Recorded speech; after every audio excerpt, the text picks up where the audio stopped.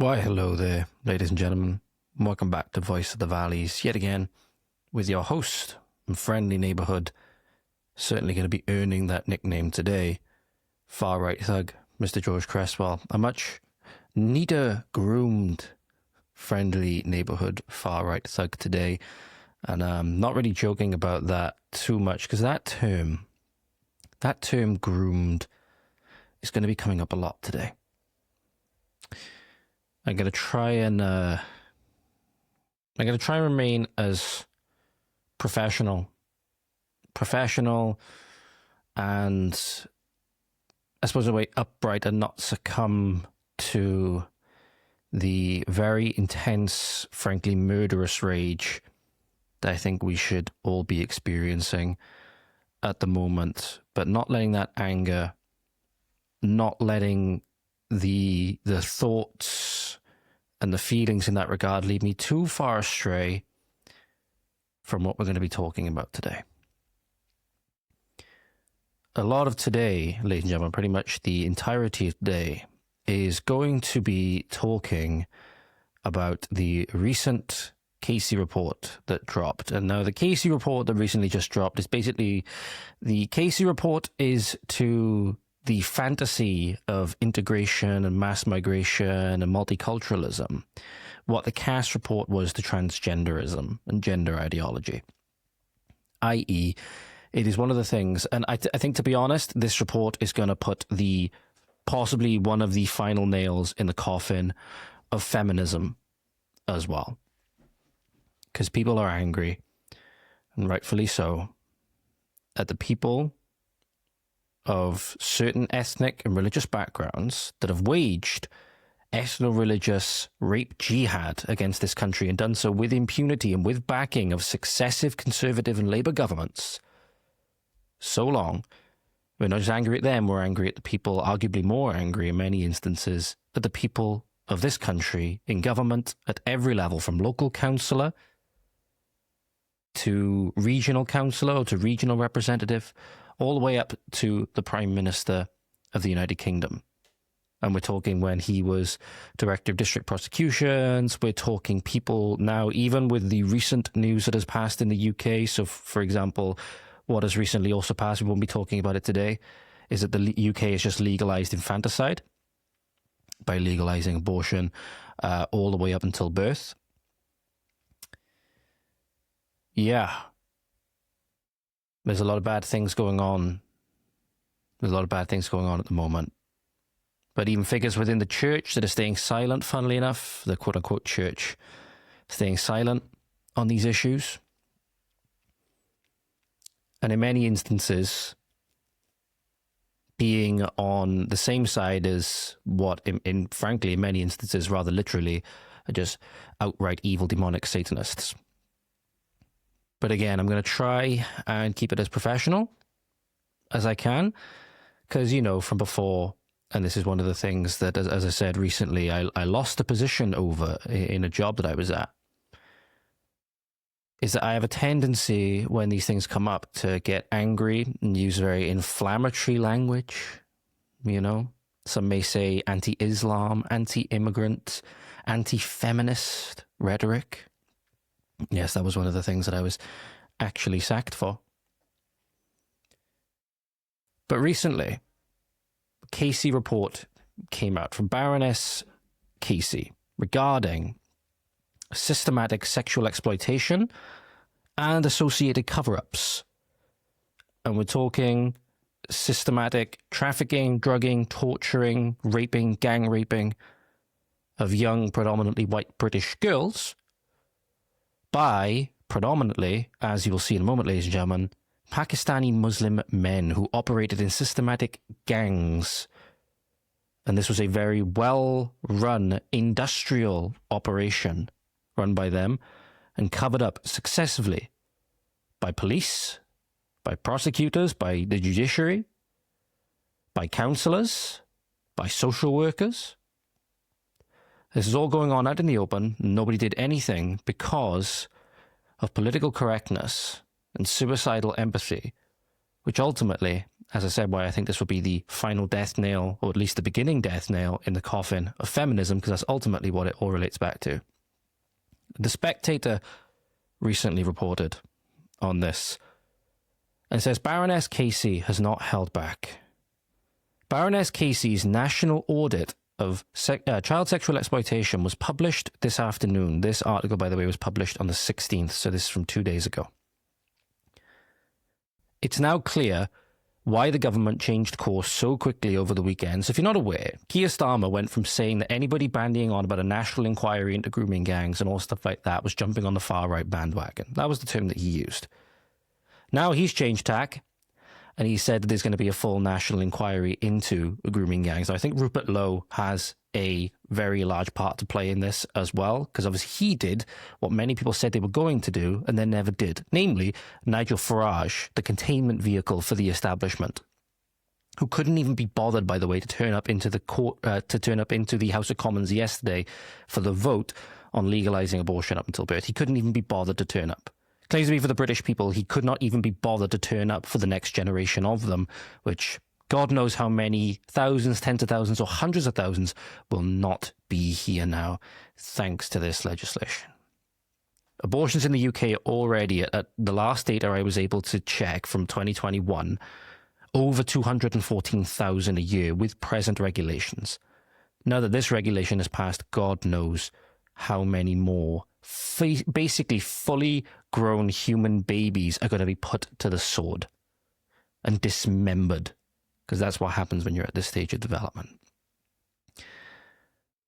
But anyway, the government changed tack, said that they're publishing their own national inquiry. Like I said, Rupert Lowe put his money where his mouth is, quite literally, and has been launching his own national inquiry, and he said he's going to keep going with it. Thank God, because quite clearly it's been shown you can't trust successive governments in the UK to do this properly, with how much they've tried to obfuscate and cover up for this issue, because they traded rapes for votes. She identifies the scale of the rape gangs, the specific ethnic groups who make up the majority of perpetrators, and makes it clear how much the state has failed victims over decades. Make no mistake, we've got so much to go through, ladies and gentlemen. I think this is going to be a very long show. I think this is going to be a very long show today, so strap in. And have a sick bucket ready. Have a sick bucket ready for some of the things which you're going to see and hear in today's episode. Of the 51 local child safeguarding reviews listed by Casey, quote, where perpetrator ethnicity and or nationality is identified, unquote, just one describes the perpetrators as white, while 9 others mention Asian perpetrators of one kind or another. Another 35 of these reviews did not report ethnicity or nationality at all.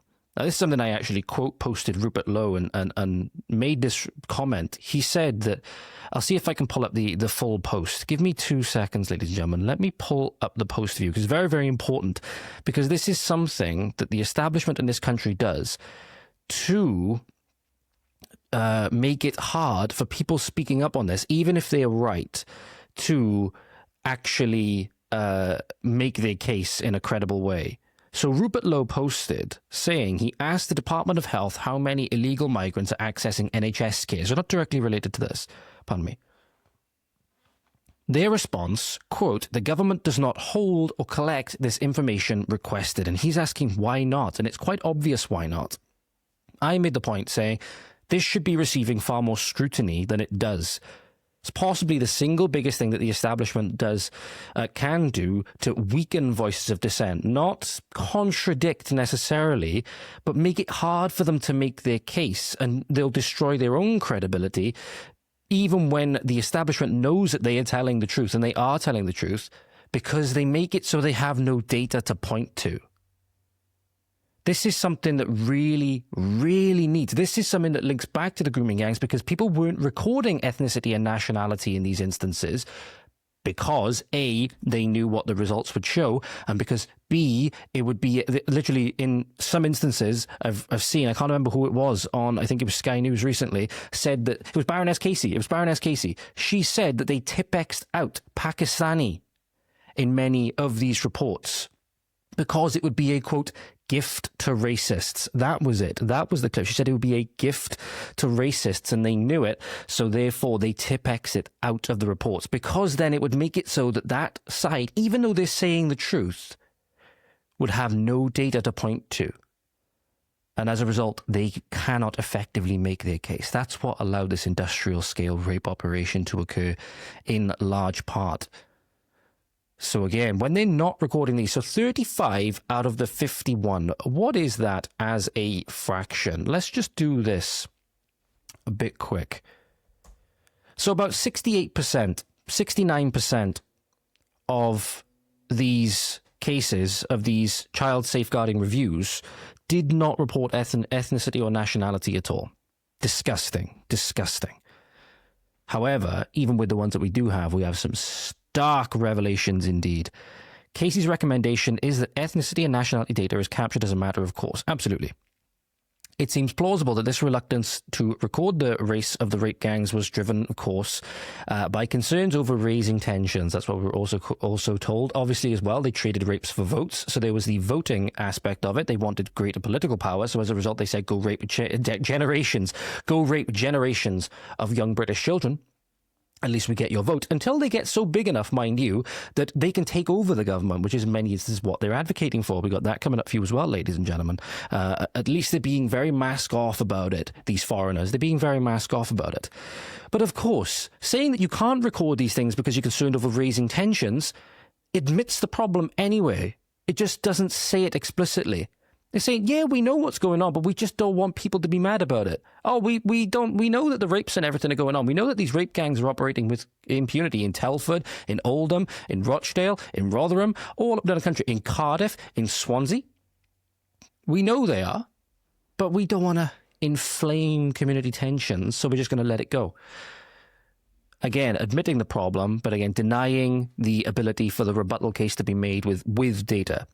Casey says she heard from police forces that local authorities would discourage them from publicising the successful conviction of perpetrators of group-based group-based child sexual exploitation due to fears of raising tensions. This report describes deliberate and willful blindness with many organisations instead of examining whether there is disproportionality in ethnicity. Oh, there is. Oh, there is. As I shall show you now, ladies and gentlemen. So this, I believe, is from Baroness Casey's report. This is a pie chart showing the National Crime Agency Operation Stovewood in Rotherham. The National Crime Agency's Operation Stovewood pursues historical cases of child sexual abuse and exploitation in Rotherham. They were able to provide us with the following data on the ethnicity of perpetrators in their investigations. The first pie chart below shows the ethnic breakdown for a total of 323 designated child sexual abuse and exploitation cases, or suspects rather, in Operation Stovewood. With, get this, ladies and gentlemen, and I'm going to bring it up on the screen now for you, nearly two-thirds recorded as coming from a Pakistani ethnic background, significantly higher than the proportion of South Yorkshire's or Rotherham's Pakistani ethnic population, which is 2.4% and 4% respectively. Can you see now why, ladies and gentlemen, they did not want this data coming out whatsoever? Why they had to cover it up at every single turn. Can you imagine if 2.5% or 2.5 to 4% of a population was responsible for nearly two-thirds of all child sexual exploitation and assault? I believe it was child sexual abuse and exploitation cases. Oh yeah, you can see how people would have a problem with that, especially when you find out that they're of foreign ethnic origin. But this is what the data shows. That by, and this is the thing we need to get around to now, by removing 2.4 to 4%, let's just call it an average and say 3%, by removing 3% of a population from your place where you live, that you could cut down on child sexual exploitation by 64, nearly 2/3. That is the point that's been made here. That is, very sadly, the truth. That is very sadly the truth. I'm trying to do this because I posted something the other day, which was from the Bedlam in Ballymanor episode. I didn't quite agree with one lady where I believe the post that she made was saying, what do whites think that they have anything to, or see anything positive in non-white people? And I still stand by what I said there, is that you can make the point that you're making. You can make the point, for example, in this instance, that we'd be far better off removing this 2.4 to 4% from our countries entirely. And in many instances, maybe just, getting rid of a hell of a lot more. As I said, remigration is going to be the peaceful option. Whilst also, not inherently dehumanizing like these people that have been convicted or suspected or have actually done these heinous things. Obviously, they deserve the death penalty. Let's make no mistake about it. But again, you have to be careful from not only a moral but also a logical and consistent standpoint with demonizing everybody in a particular racial group.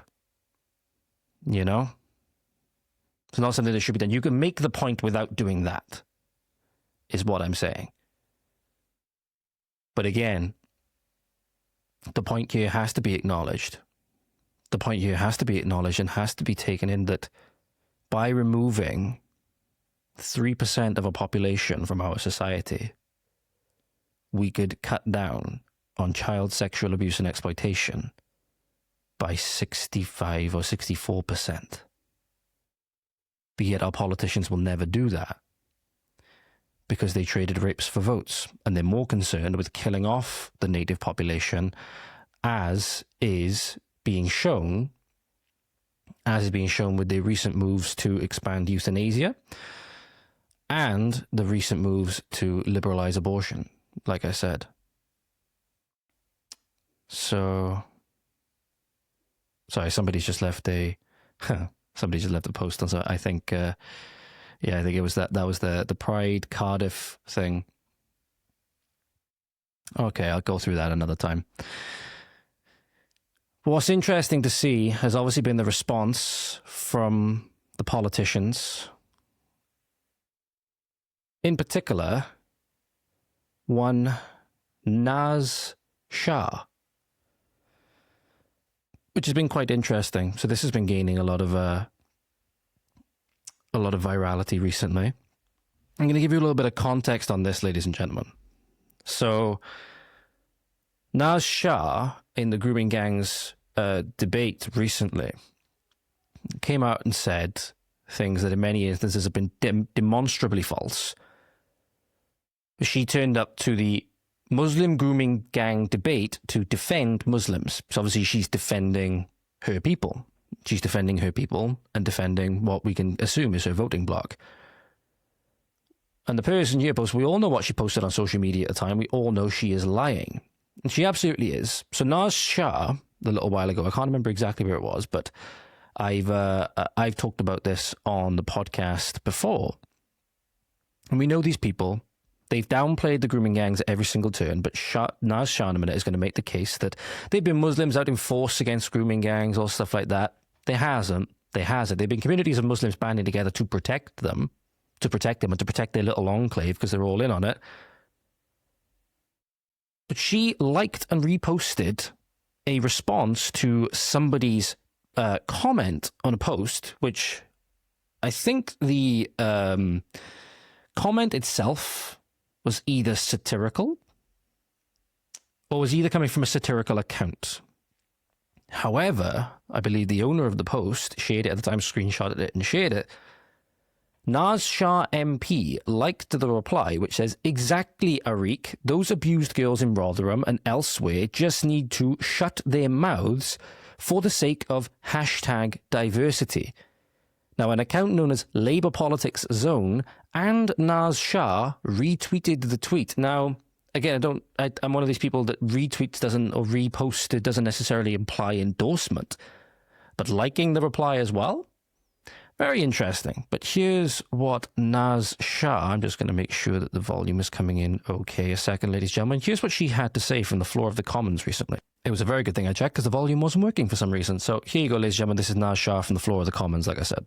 Against those that commit these vile actions and vile sexual abuse.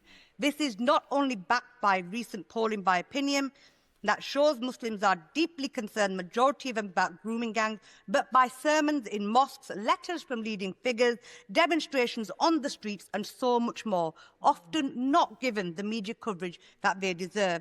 I am pleased to see the National Crime Agency will be involved in the future inquiries, and let me reiterate in this House that British Muslims stand on the side of victims and support the full force of the law against all perpetrators of abuse. Demonstrably false. Demonstrably false, because we know that if there had been gangs of Roman Muslims on the streets handing in their fellow Muslims for these heinous abuses, that would be all over the news, right? That would be all over the news because it would be very politically advantageous to the establishment. That would be very good propaganda in favor of multiculturalism, in favor of integration, in favor of all the types that say Islam is a religion of peace and all these things. It would be very, very good propaganda for them. The reason why they can't point to it is because it does not exist. Because these people, being very sectarian, voting in their own interests, never coming here to integrate with the British people, saying they're here to take over, which is exactly what they're here to do, they're very open about it. In many instances, it's the fact that they're so open about it because they're so proud of it. They're so proud of what they're doing because, as they feel, they're following in the footsteps of their prophet. They're following in the footsteps and taking advice and going with what their sheikhs and imams say in these mosques. They are so proud of it, they can't help but put it everywhere they go. And that's where then this entire narrative falls apart, that we know Naz Shah is lying. But yet again, this is where all the media coverage is. All the left-wing mainstream media outlets will be all over her remarks. Be like, look, we stand with victims even though we covered up them for decades and all stuff like this, even though I liked and reposted something that said that they should shut up for the sake of diversity. And this now, we're being shown more and more and more that diversity is nothing but a smokescreen for takeover. It's nothing but a smokescreen for takeover. And the ethnocide, genocide of the British people. That's what we're being shown. And as I said, these people, like this gentleman you're going to see now, wearing a Hoodrich t-shirt, Shaqil Asfar, founder of the Islamic Independent Candidates Alliance, openly declaring that they here are to take over. And spreading more lies. For example, the one that he does spout is that after World War II, it was his forefathers apparently that came here and rebuilt the country. And even Grok AI in all of its subtle wokeness, will even tell you that no, that's not true. So I'll let him make the claim and then I'll explain why it's absolutely bogus. But when these people, ladies and gentlemen, tell you who they are, it's often wise to believe them. The city of Birmingham will not tolerate the disrespect of our Prophet, peace be upon him, and there will be outcomes from your actions. You will have repercussions for your actions. We have been trained from birth that we must defend the honor of our Prophet, and we will lay our life on the line. Okay, you know, the other argument is, but okay, so if you don't like it here, go to your own country. But why would we do that when our forefathers were instrumental in rebuilding this country after World War II? Demonstrably false, again. Demonstrably false. Because a lot of people that came here after World War II, not of the same descent that this person was, or this person is rather. And even then, it was predominantly, even as Grok will tell you, which I'll pull up my little correspondence with Grok now, will tell you that in the UK, after World War II, that no, Muslims from the Near or Middle East did not significantly rebuild the UK after World War II. Post-war reconstruction was primarily driven by British citizens, European immigrants, and Commonwealth workers, particularly from the Caribbean and a little bit from South Asia. For example, Middle Eastern Muslim immigration to the UK was minimal during this period. So primarily, British citizens, European immigrants, the two top there. And he's saying that his forefathers rebuilt this country? No, absolutely not. Absolutely not. And as a little side note,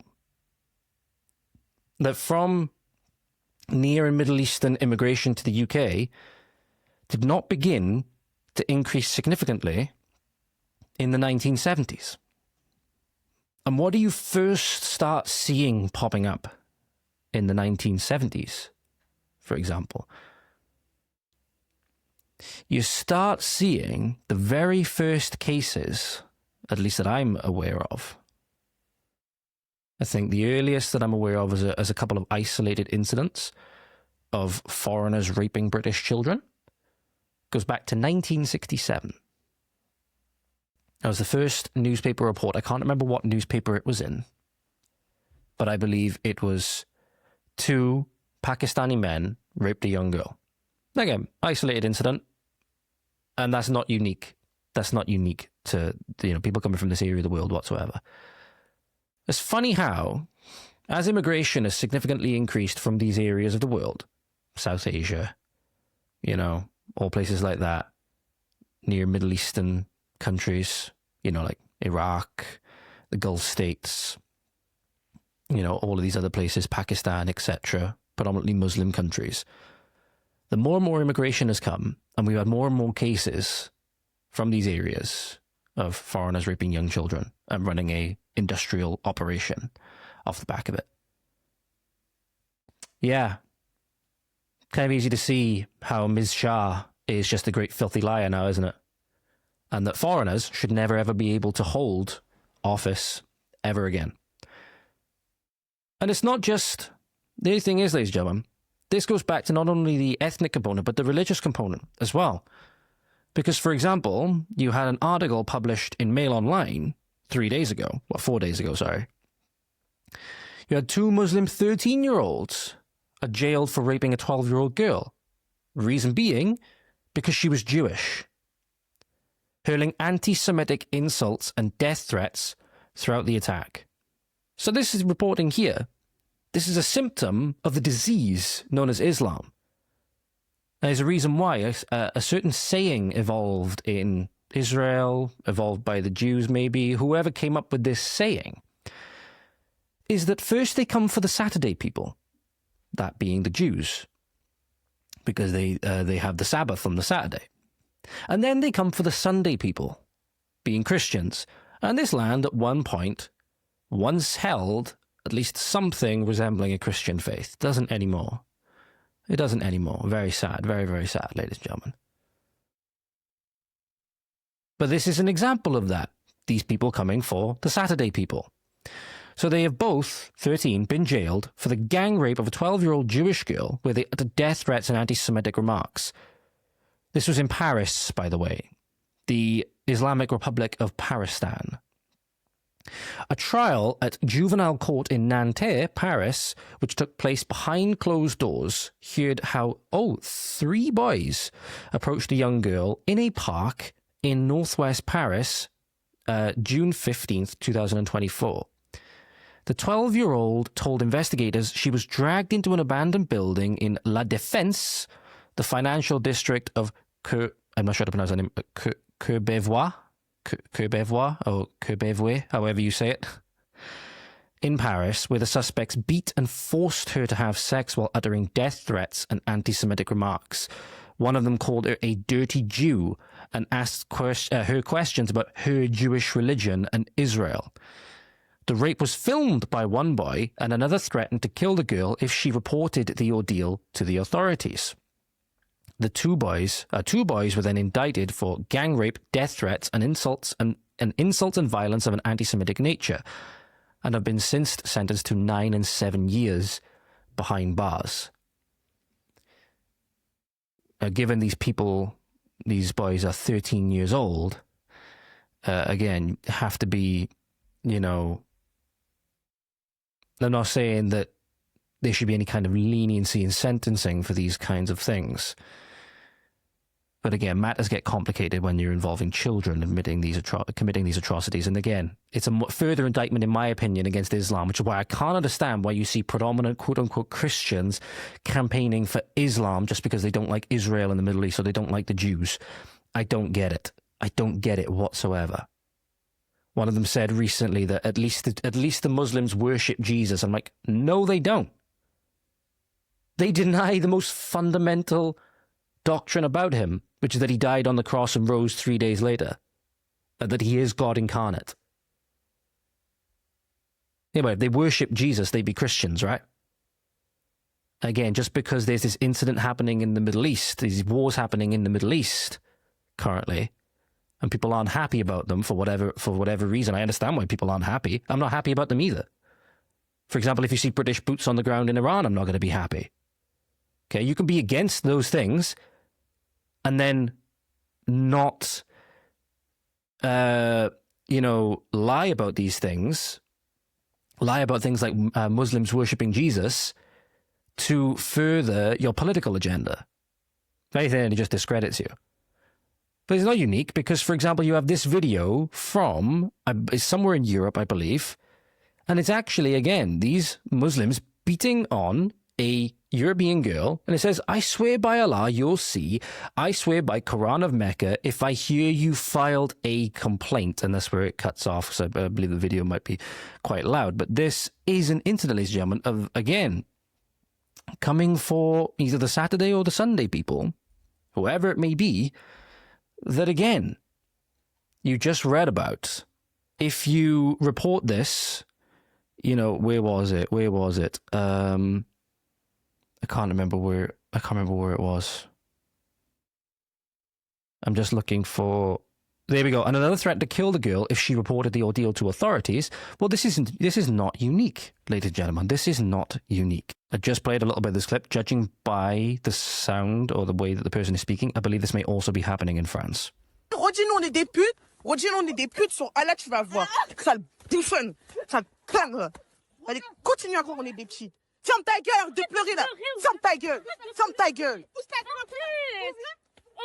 On va voir ce qu'il a pute aujourd'hui. J'entends que t'as parlé de moi. T'as vu si j'entends t'as porté plainte sur le corps. Redis-nous, on est des putes. Do you still believe your myth of coexistence now, guys? Do you still believe your myth of coexistence with these people? Do you still believe they're here to peacefully share their culture, to integrate, to want to benefit our societies? No, of course not. They want our societies to resemble their shithole societies in the Middle East, in South Asia and all of these other areas. That's what they want. That's what they want. And it's getting harder and harder to make the case that any of them should be allowed to stay here at this point. And like I said, remigration is going to be the peaceful option. And frankly, I think we can send a lot of our traitorous politicians away with them, especially the ones in the Welsh government. So we outlined some of the findings of the Casey report at the start of this episode. Well, do you want to know something that's important to note about the Welsh government in particular? Where, again, we covered before that there have been instances of these gangs operating in Cardiff, operating in Swansea, for example, and that there's been cover-ups and there's been all these things. They also, as in the Welsh government, refused to hand over data to the Casey report. So the Welsh Labour government refused to hand over data from the Casey report. So Baroness Casey said this in the report. This is just a screenshot, and it's taken the text from, I believe, the report. So again, I'm not going to show this on screen. But it says here, we also sought data from the Department of Health and Social Care and the Government of Wales on how many child sexual abuse or exploitation how many cases of it they see in health services, but have only been able to obtain data from sexual assault referral centers. Now, this could be one of two things. Either, as I said, they refused, or, as we see now, due to the ideological bent of our politicians, especially in Wales, that they don't have the data by design because they refused to record it in order, as they knew later on it would eventually come down to discredit people talking about these things. There's one more clip which I'd like to show you just before we get on to this, ladies and gentlemen, which again is going to hammer one further nail in your multiculturalism narrative and show how deranged that we've got as a society and why that also needs to be addressed. I want to play you this clip next before we get on to this next bit. And just imagine if this had been a white British man or woman going into a mosque and talking to the Muslims that were in there this way and doing what she did. And imagine the outcry. Imagine the outcry that would be coming from the Muslims. Imagine the outcry that would be coming from suicidally empathetic British libs. Imagine the outcry that would be coming from the self-identified feminists. Imagine the outcry that would be coming from the government, blaming the far right. Imagine the outcry that would be coming from the mainstream media or the lamestream media. If there happened to be a Western man or woman acting in this way in a mosque in either any European country. Jesus was a Middle Eastern Jewish man who lived. Show me the proof. Where's your proof? The proof is in the Bible. It's in history. Josephus. I'm here for you to teach me about the religion. I'm telling you. I'm passionate. I want to know God, the real God. Yeah. The one and only true God. And yet you stood there. Wait. And in case you're wondering, nobody who wants to learn anything, nobody who really wants to learn anything speaks to somebody who is in a teaching role in this way. Nobody speaks, who's trying to learn things, nobody speaks with this kind of arrogance and belligerence. you disrespected the space. No. You disrespected the space. Listen now, ladies and gentlemen.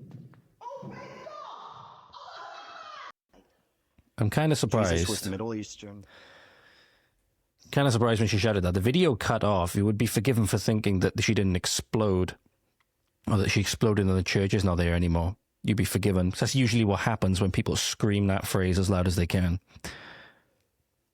Or maybe not usually what happens. It happens enough to the point where people will be scared if they hear that phrase shouted in public, however. They will be very scared.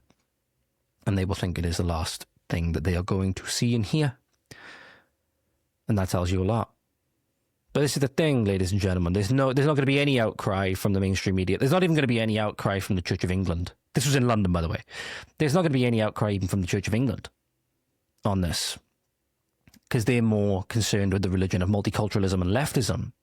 They're more concerned with being a synagogue of Satan as opposed to being an actual church that's worthy of any kind of veneration. But this is the thing, ladies and gentlemen. It's become trendy to attack Judaism. It's become trendy to attack Christianity while saying we cannot offend the Muslims or the other ethnicities in any way. We cannot offend black people or Pakistani people in any way. Because that is part of the religion of multiculturalism. And again, they want to seem like love is love and we're here for everybody. Oh, except those people. Except those people who we don't like, right? But this is the thing. You're allowed to do this nowadays, ladies and gentlemen. Just imagine, as you watch this next video, what the response would be, again, from government, from leftists, from Muslims, from anybody, if this had been Prophet Muhammad or representation of Allah. Oh no.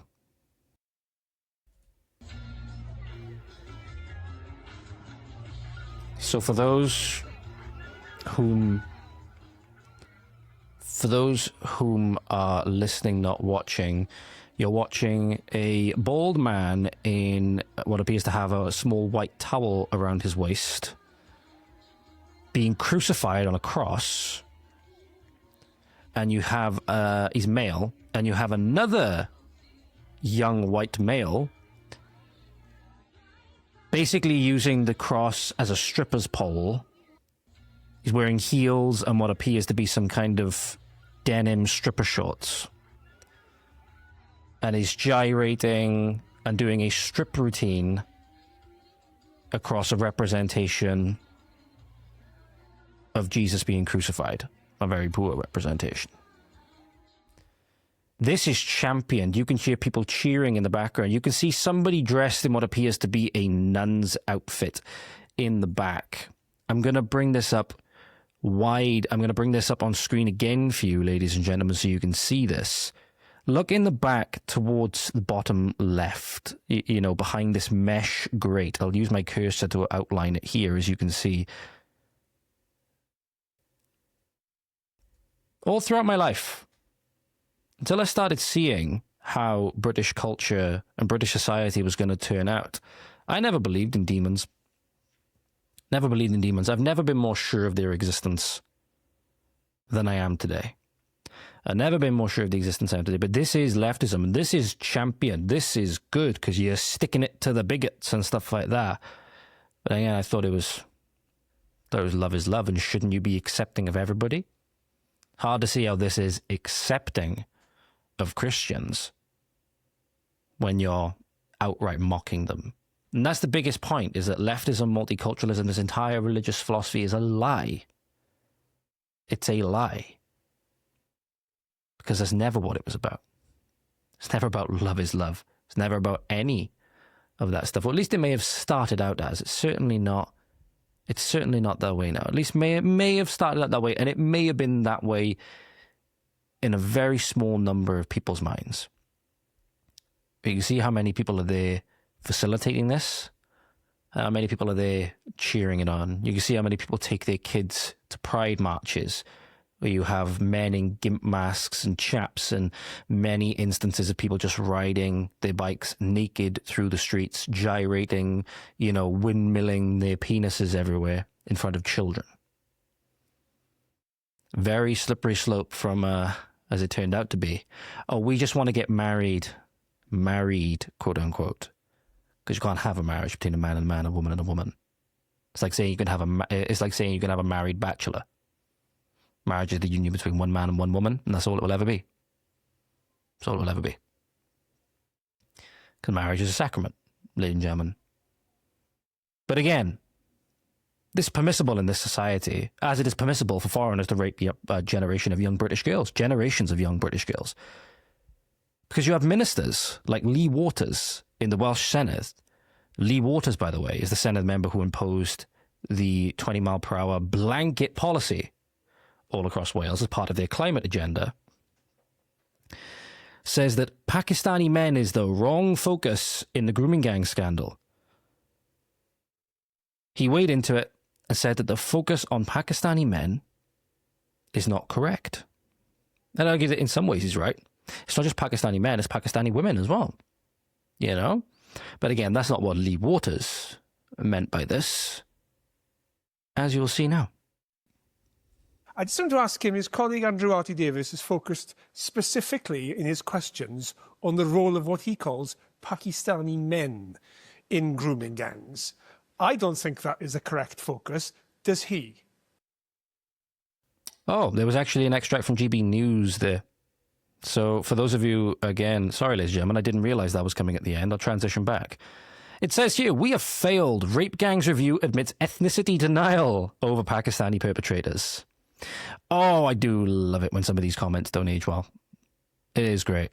It is great. I've had fun exposing and talking about a lot of the things people have said in the past recently who have, actively covered up for the gangs in many instances. There's a historic post. I was going to come on to this at the end, but we're going to come on to it now. Nick Lowles of Hope Not Hate and one of the chief Islamophobe enforcement agents with his organization, come out and posted this 2 days ago. And it's been gloriously community noted. It's received a grand total so far of 1.6 million views. It's received 273 likes. One comment, because he disabled comments on it, but somehow Turning Point UK managed to leave a comment on it. And needless to say, they ratioed it. Says here, the decision by the government to initiate an inquiry about on-street grooming by gangs is the right one, and one that should have been undertaken years ago. This was while, by the way, he was threatening victims and their families and trying to ruin the lives of people that were trying to expose it, like Tommy Robinson and people like that, and made it his chief goal to take down the English Defence League and people like that who owed a massive apology. For too long, victims have been ignored, not believed, and let down by the system and people who were meant to protect them. The system and people that Nick Lowles is an integral part of. More importantly, we need to ensure that more young people are now caught up in this type of abuse in the future. Freudian slip, maybe saying he wants more of it. I don't think that's what he actually means. Child sexual exploitation comes in many different forms, and all need to be investigated and stopped. On that we agree on. Too many young girls and women have been abused by grooming gangs in towns and cities across the country, and this has to stop. It is time for once to put the victims first. In 2023, this is the community note that's attached to the post, Nick Lowles said Home Secretary Suala Braverman, by, quote, signalling out British Pakistani men when child sexual abuse is not confined to a specific ethnic group, irresponsibly stirs up hate. Nick is responsible for those speaking out about grooming gangs being called racist. And they link an article to Politics Home, says Suala Braverman warned grooming gang race rhetoric is a, quote, gift to the far right.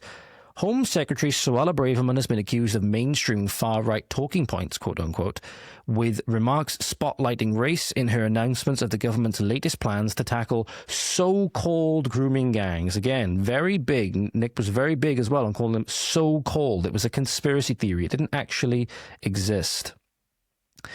So we have here, for example, where is it? We have the case, for example, 2015, an 81-year-old Muslim man in Rotherham. He was kicked to death for being called a groomer.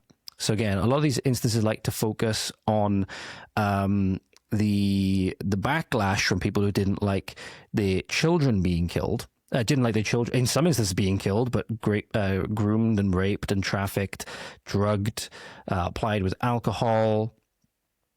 All of these different things, right? Tortured. It was literal torture. Nick Lowles, chief executive of anti-racism and anti-fascism organization, Hope Not Hate, also raised concerns that the Home Secretary's language stirs up hate. So here is the part of that article, ladies and gentlemen. And you can see it highlighted on the screen now. Nick Lowles, chief executive of anti-racism and anti-fascism organization of Hope Not Hate, also raised concerns that the Home Secretary's language stirs up hate. The Home Secretary signaling out British Pakistani men when child sexual abuse is not confined to a specific ethnic group irresponsibly stirs up hate. It irresponsibly tells the truth.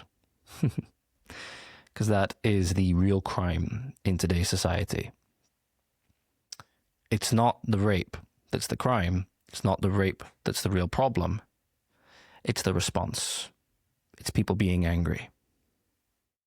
And it's people, in many instances now, showing and saying they're not going to take it anymore.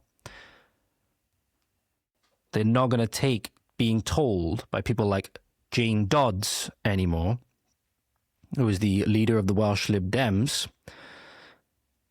that the term grooming gangs, just because you don't like them, that means you get to block the sex abuse inquiry. Senedd member Jane Dodds, the Welsh Lib Dems, voted to block an inquiry into child sexual abuse. She said the term grooming gangs has been used, quote, by the right to whip up a sense of outrage and fury. God forbid, again, ladies and gentlemen, that people be outraged and furious that the government sanctioned this. The government gave this mass industrial rape of young girls by foreigners their stamp of approval. And now, rather than solving the problem, they're going to take out that outrage that it's being exposed on the people who exposed it and the people who are angry. Because they are the problem, as always, not the government. But I would caution using the word grooming gangs. That is not used anywhere in Jay's report. She talks about organised networks.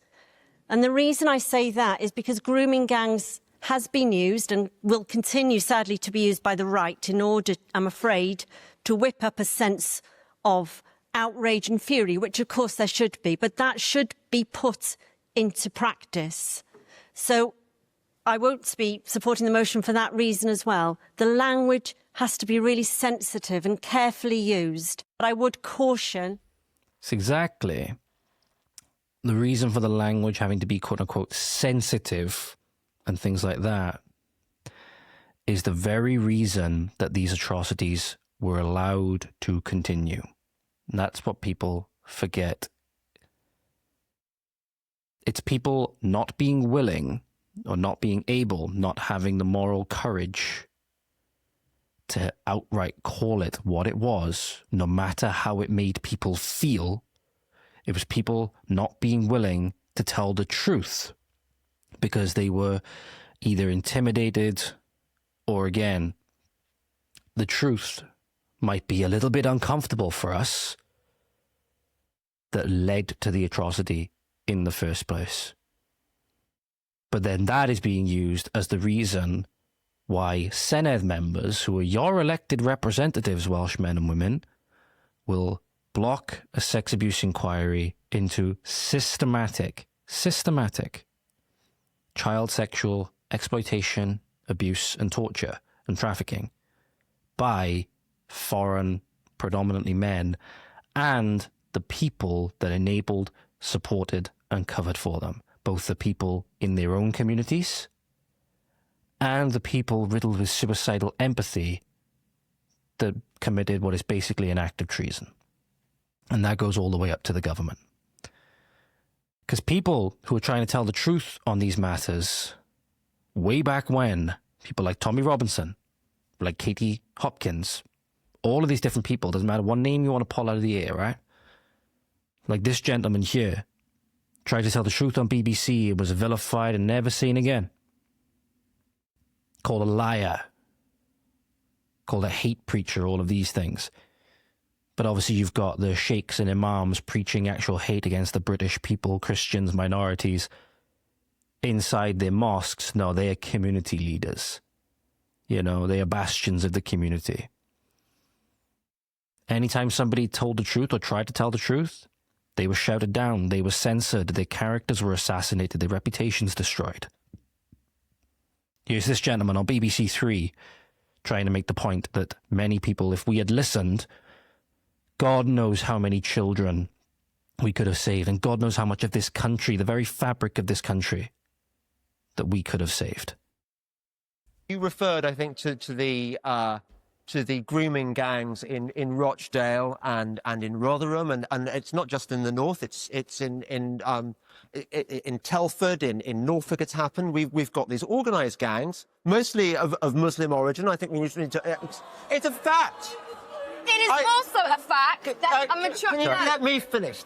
Just listen. Just listen to the. As soon as he brings up the fucking obvious, as soon as he brings up the truth, as soon as he brings up the unspeakable. You had the feminist lady, probably identifying as a feminist, next to him, being like, you're spouting lies and all of this stuff. As soon as he brings up the obvious, you got to shout him down. You got to censor it. Because, oh God, this man is speaking sense, he's speaking the truth, and we don't like it because it offends our religion. Thank you very much. You outrageous, interruption. Okay, let him finish and then come back in. I'm not spreading lies. Why don't you read that audience? Why are don't actually, they are screaming at you. Why don't you that read girl the is screaming newspapers? at you. It's Can't trust them anymore. Okay, let him finish and then... that have come up in the court cases. You will find that most of them are of Kashmiri, Pakistani origin. Nullify. And no, that's nullify now, please. You talk about rape culture. It's a very pretty state of affairs when the police and the social workers would not deal with this problem because they were too embarrassed about being called racist. You're turning a question. He's 100% right. He is 100% right. And I've got evidence of that for you, ladies and gentlemen. I believe this was Charlie Peters. Reporting for GB News. Is Charlie Peters reporting for GB News? Where's the clip? Here it is. This is of an incident that I spoke about before, of an incident where I believe 12-year-old girl, she was repeatedly raped, right? It started off in a graveyard. I believe it was either one or two men. Charlie will give you the full breakdown now. Raped her.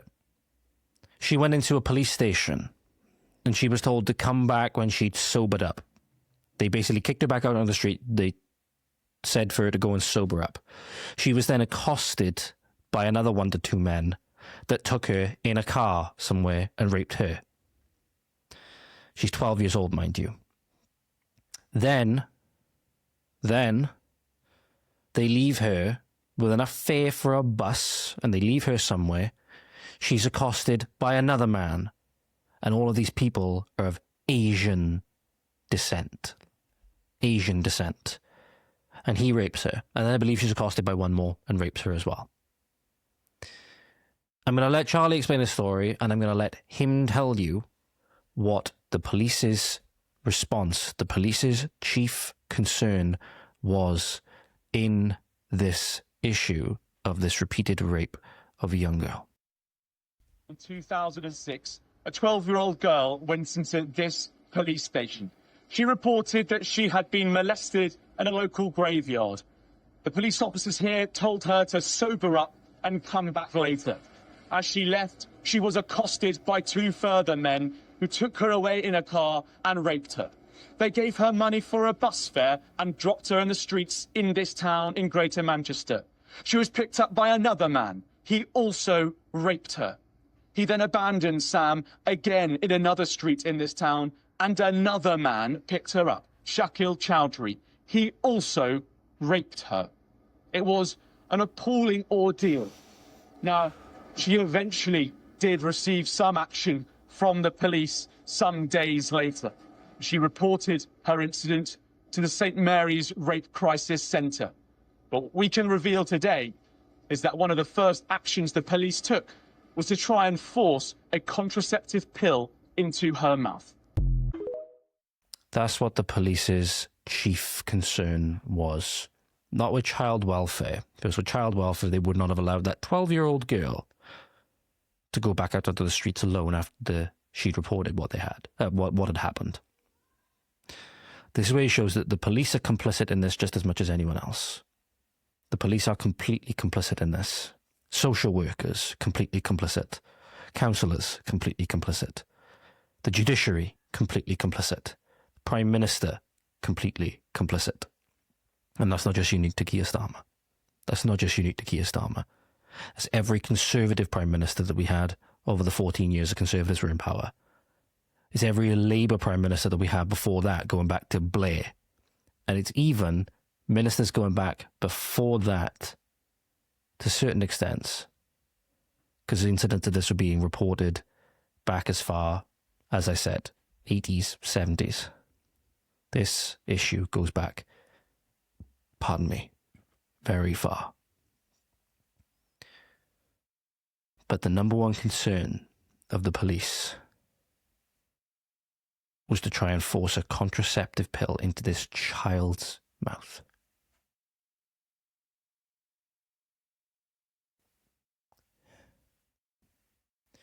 You saw a disgusting satanic representation of Jesus being crucified and drag danced on earlier on in this episode.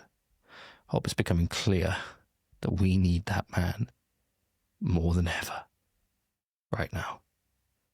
I hope that's becoming clear. And this is where, again, BBC, state-funded television, just as complicit and culpable in the cover-up as anyone else and any other organisation.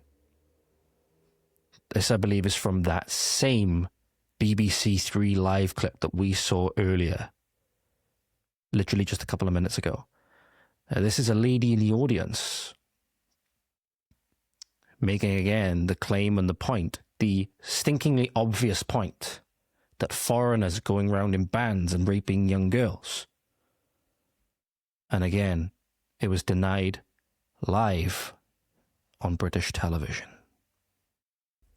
I know it's probably an unpopular view, but I completely agree that it is, in some areas, largely rape is committed by Muslims. Because, no, I grew up in Bradford, all right? Thank you. And in that kind of environment, it is mainly Asian men, not because it's something about their culture, but because they're not getting caught.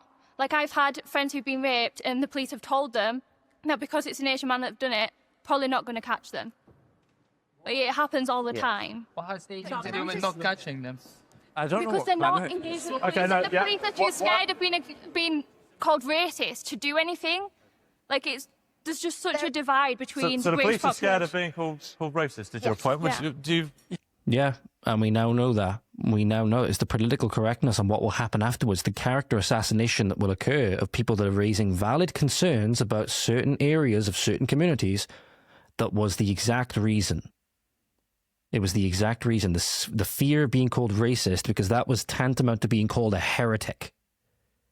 And that's where, again, you have to realize this is a religious conflict. This is a spiritual conflict and war at the moment, ladies and gentlemen. This is not just, quote-unquote, war of ethnicities or anything like that. This is a spiritual war, because this is a religion, the religion of multiculturalism, the religion of leftism.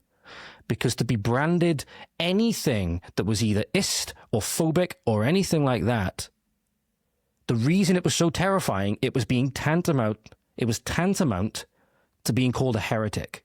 So what would happen? Your reputation would be destroyed. Your character would be assassinated. You'd never be able to get a job anywhere.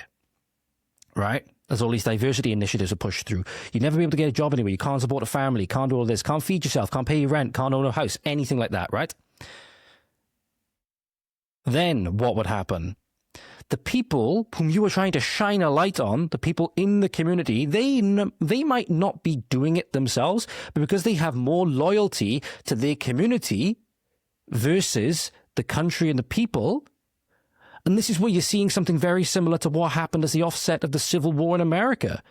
Because generals at that point, because you didn't have all of this instant communication and things like that, were often more loyal to their states, to their homes, to their families, than to the wider nation, to the wider government, to the federal government. You had basically states versus the federal government. Well, now you've got communities versus communities within the same nation. Again, recipe for civil war coming, right? So because they're more loyal to their communities, their people, which to an extent makes sense, they'll then go out and they'll attack these people. There are instances that people have been murdered because they've been exposed, quote unquote, as racist for bringing these very valid things forward. I wouldn't be surprised if this lady experienced threats, experienced all of these things. You had the incident of Bailey McLaren, for example, that for defending his sister after a Syrian, quote unquote, refugee was hurling abuse, saying that he was going to rape her and all of these things, and he was a menace all throughout the school. Because he then dragged him to the ground and poured water on his head, and the media claimed that it was a waterboarding. Piers Morgan said that the teenager, Bailey McLaren, should face severe retribution. That's what he should face. And then you had members of the Muslim community from places like Syria, places like Pakistan, all of these other areas, threatening the school, saying they're going to kill Bailey, saying they're going to kill him and rape his family. They're going to burn his house down, all of these things. It's exactly what, for example, people look back on now and say that it's this horrific period of dark ages when people were burned at the stake for being heretics. But yet these people will claim they're not religious, they're not anything like that. No, they are. They are. They're deeply spiritual, just the religion of leftism. They execute heretics the same way that they vilify the Catholic Church for doing so. So you can say that they know better. You say they know better, but this is apparently enlightened progressivism. This is the fruit, apparently, of this enlightenment progressivism, is that we're now, again, basically burning people at the stake for being heretics. It's just a different state-sponsored religion. Lend any credence to that idea, maybe? I don't know what planet these police are living on. If are they actually saying to people, yeah, you know, I'm just going to put the phone down now because it's an Asian person, so That's don't what they do. it. That's what they do. I don't think that they do that. That's exactly what they did. You know, I think there needs to be an adult debate about these issues. Just going back to the original question and to some of the feedback as well. You know, there is a wider debate, and I mean this really seriously. I think in Britain, as a culture, we are scared of female sexuality. We really are. And so there's a massive debate to have around that. We need a culture shift, because this whole idea that if a woman is a bit tipsy or if she's wearing a short skirt, then, you know, maybe, you know, the song Blurred Lines, there are no blurred lines, actually. Like, no means no. And, you know, rape is completely unacceptable in any context. And I think that's what we should really be talking about. And women, you know, should not be afraid in any way. Unless it's sex slaves. Unless it's sex slaves in Islam, unless it's a non-Muslim woman, like a Yazidi or a white British girl. Unless it's in that instance. Unless you're committing rape jihad, it's been seen as a, you know, sanctioned act because you're following in the footsteps of your pedo prophet. Not going to wash now, mate. To express their sexuality. Yeah. I think that's a really important. I think we can all agree that rape is totally unacceptable. Yeah, I think pretty much all British people can agree that. Can all people who are not British agree that? Questions. And the man is right. That's exactly what happened. Guy tried to point it out. That is exactly what happened. That in many instances the police outright ignored them because the perpetrator was quote-unquote Asian. So you have this. I'm just going to see what we're going to go on to next first, because there's some big figures coming out. For example, from the report, I'm just looking at one thread which is really summed it up quite well. But the person here I'm going to read for makes a interesting point. And again, another stake in the heart of the multiculturalism narrative. All 4 billion living women forced to interact with three random white European men, there's a 99.6% chance that none would encounter 3 rapists in a row. Yet, in a UK town of only 260,000, this unlikely event occurred. And it's rightly saying that it points to a community issue. The extract this person is posting here is that one night in Oldham in 2006, a 12-year-old girl named Sophie entered a police station, and there we go, reported that she had just been molested in a graveyard by a man named Ali. Desk officer told her to come back with an adult when she was sober. 2 men accosted her in the police station, joined by a third. They raped her in their car. They dumped her on the street. She asked a man named Sawar Ali for directions. Took her to his home, raped her, and gave her money for a bus fare home. A man named Shaqil Chowdhury pulled up in his car and offered to take her home. He abducted her and took her to a house where he and 4 other men repeatedly raped her. There's another thing from the report is the features of offender groups, the thing that this person was referencing. Offender networks are often loosely interconnected and based around existing social connections. This means that they are often broadly homogeneous in age, ethnic background, and socioeconomic status. Acting within a group is likely to have a disinhibiting effect on the perpetrators. It's just a classic herd mentality, you know, they're basically describing. And that's why you often see, for example, that incident we talked about with the Jewish girl, 2 Muslim boys, same age. Well, 3 Muslim boys, actually, I believe it was, that one filmed it, all pretty much the same age. same ethnic background, likely from the same place, same economic status, socioeconomic status. 2020 Home Office paper noted that in several cases they examined, offenders and victims came from different communities, and officers suggested that disregard for the victims from outside the perpetrator's own community may have been an enabling factor for offenders. Basically saying these offenders don't care, or at least care a hell of a lot less, about people outside of their own community. Again, sectarianism, points people have been making for decades, but again, when people state the fucking obvious, when people say the truth, in a tyrannical state, the truth becomes offensive. In a tyrannical state, the truth becomes offensive. And then you get instances of 1.2 million, potentially more, generations of young girls being raped. Not 1.2 million generations, obviously, but generations, so eventually summarizing up to 1.2 million, potentially more. It is also noted that empathy with victims is likely a barrier to offending behavior, and therefore disregard for victims, whether through misogyny or so-called, quote, othering, enables offenders to overcome this barrier. Operation Stovewood considers this to have been a factor at play in Rotherham, where nearly 2/3 of offenders were from a Pakistani ethnic background, while the majority of girls that were attacked were white British. And now, ladies and gentlemen, I want to show you something which is very, very important. Because there's people coming out, people like Nick Lowles would imagine, if he hasn't already made a statement, that Owen Jones is going to come out and say that the government is doing this perfectly good thing, despite the fact that he has been the same as this, leftist journalist that's constantly downplayed and constantly called them conspiracy theories and it's not real and all of this stuff. They're going to be coming out and trying to rewrite history. They're going to be coming out and trying to rewrite history. They're going to be trying to say that they were always on the side of the victims, all of these things. We must not let them rewrite history. And we must not let our politicians off the hook either. I want you to look at this as well, ladies and gentlemen, just before we get to that. Let me know if you recognize this person from BBC Question Time. Let me know if you recognize her.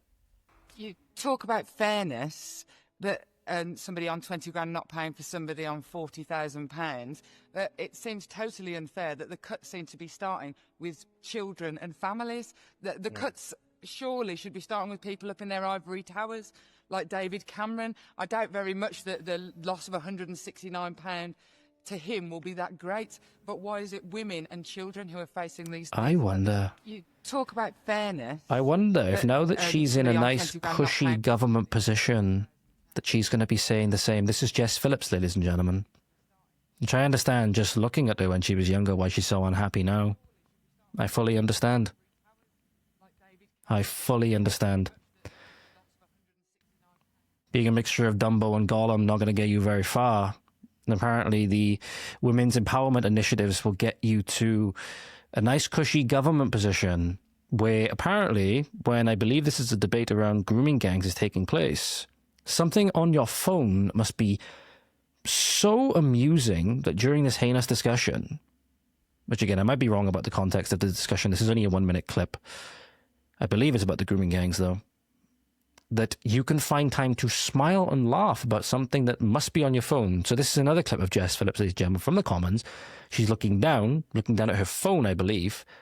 It's a very big problem with MPs on their phones in Parliament. Maybe we ought to have something that's similar in schools at the moment, where you've got to keep your phones in your bags and keep your bags locked away somewhere so that maybe things will actually get done.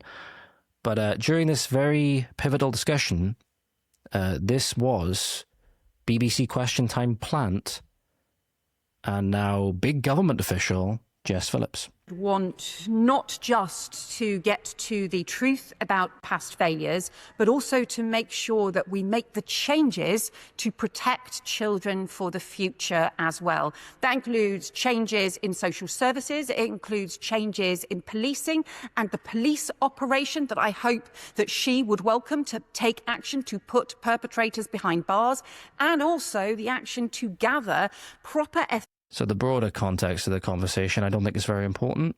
This is the key point. Something happens on her phone that makes this demon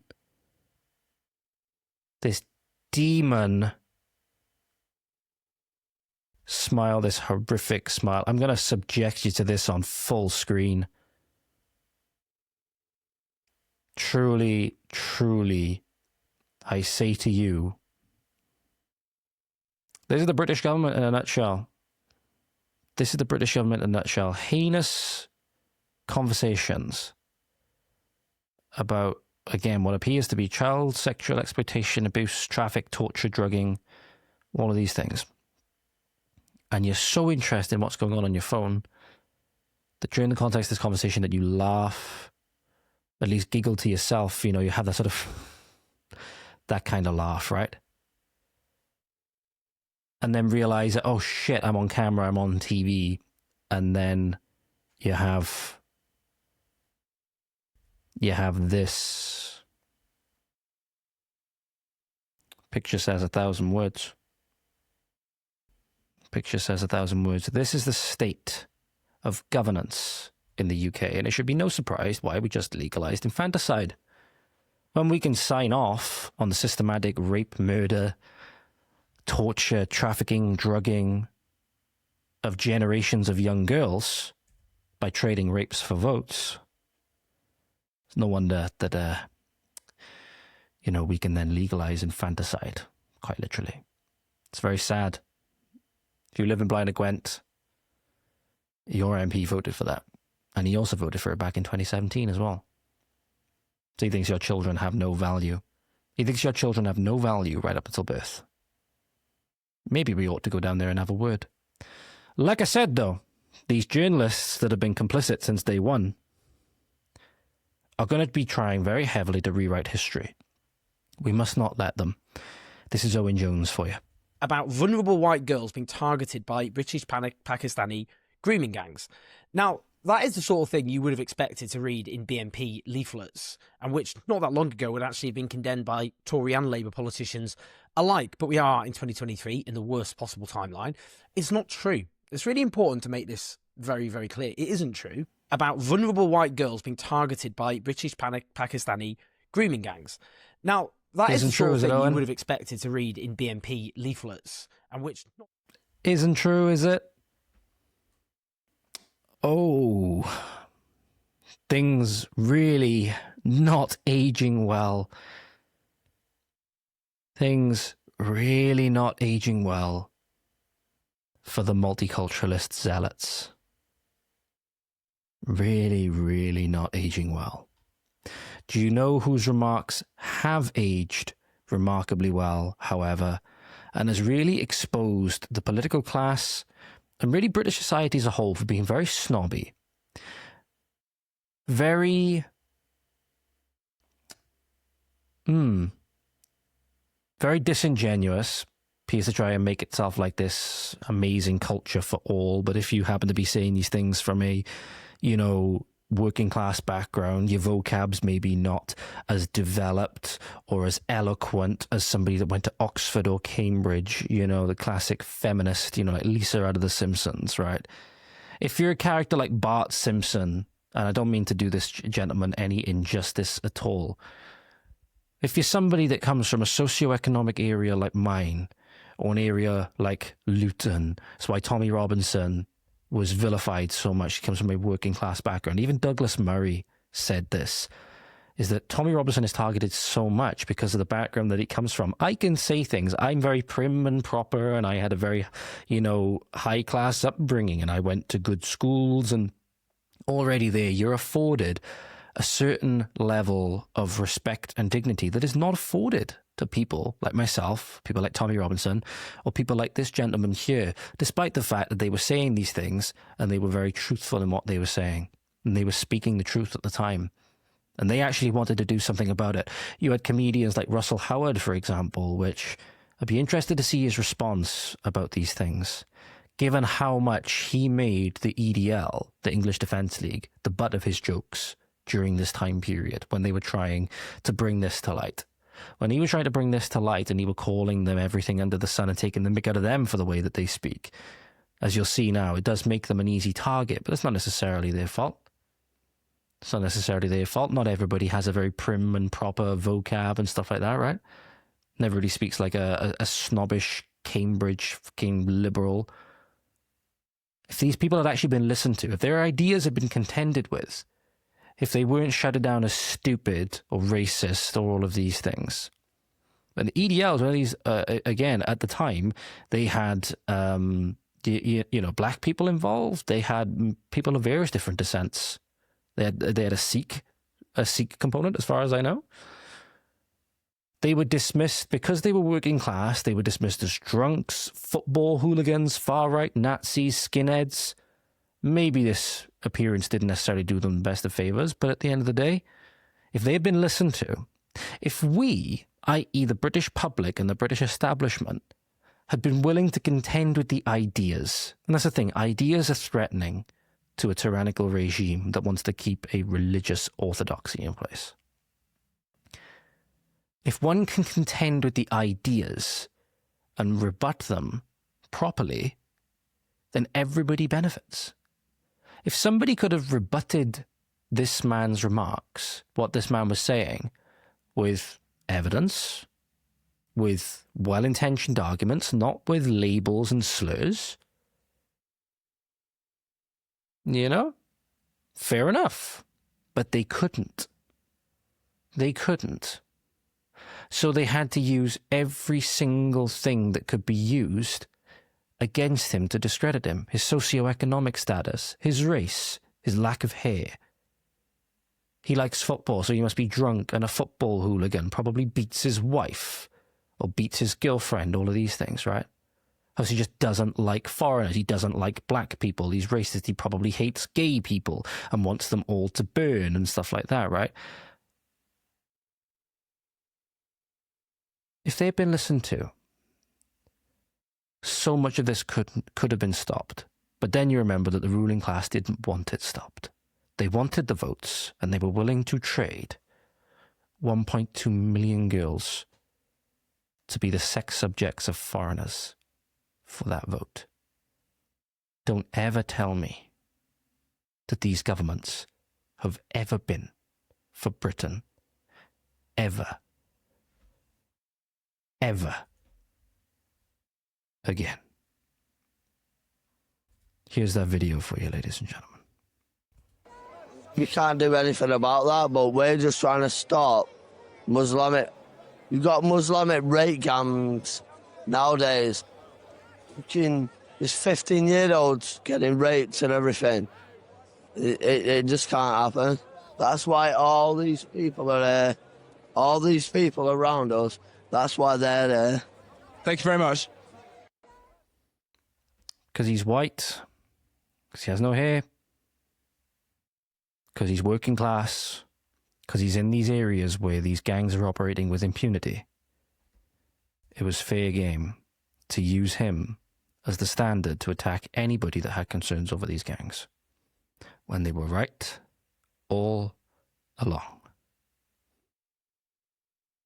And it's going to be hard. Some people are making the argument that there's some things that can't be forgiven. If you're a Christian, there's inherent problems with that. The doctrine says if you won't forgive, you won't be forgiven. So, question being, I suppose, is how do we get justice and forgive? So in my opinion, you cannot make the case that these people, not the EDL, people that have committed these crimes and the people that are a part of these communities outright aided in these crimes. With the ethnic takeover, the ethnic cleansing, the great replacement that's occurring in the UK at the moment, you cannot make a good case for these people being allowed to come here and stay here. So it's a tricky one. I'd be interested to know your thoughts. And one thing just before we finish up, I'd like to thank you to everyone who's subscribed or follows me on any of the podcast outlets that we post on, Spotify, Amazon Music, YouTube, and Rumble, obviously. Anybody that's choosing to subscribe or follow the show, I greatly appreciate it. Also, I greatly appreciate it if you could share it. Obviously, I have a very, very small voice. I greatly appreciate it if you could share it, especially if there's something you found useful, something you found enlightening, something you think that people would benefit from. Please just do share it. I ask you to keep commenting on them as well. If you think there's things that I got wrong, or if there's things that you can add to the discussion, please do. Please do. I'm obviously trying to increase my outreach, increase my reach on YouTube, Rumble, Spotify, etc. I'm just asking your guys' help to do that, if you'd be so kind. Would you kindly? If you're Bioshock, you get that reference. But anyway, thank you very much. As always, guys, there's going to be big changes coming in the UK. There's going to be big changes coming in the UK because people are angry. People are angry. This is being recorded on Wednesday the 18th. Tomorrow, I've got a really good interview coming up and probably be published later on then with an ex-teacher, which is going to be good. Very, very good. Talking about what's going on in schools in Wales at the moment and some other things, because she's like a teacher and she's kind of like a citizen journalist kind of type. Really, really good to talk about. And then next week, I've actually got coming on the show the regional Wales's representative of the Homeland Party. So if you're Welsh and you're really concerned about these issues, I think that'll be a really, really good conversation as well. So thank you very much as always, ladies and gentlemen. Have a great morning, afternoon, evening, night, wherever you are. Diolch yn fawr. Thank you for watching. Hwyl fawr. And we'll see you again next time. Godspeed.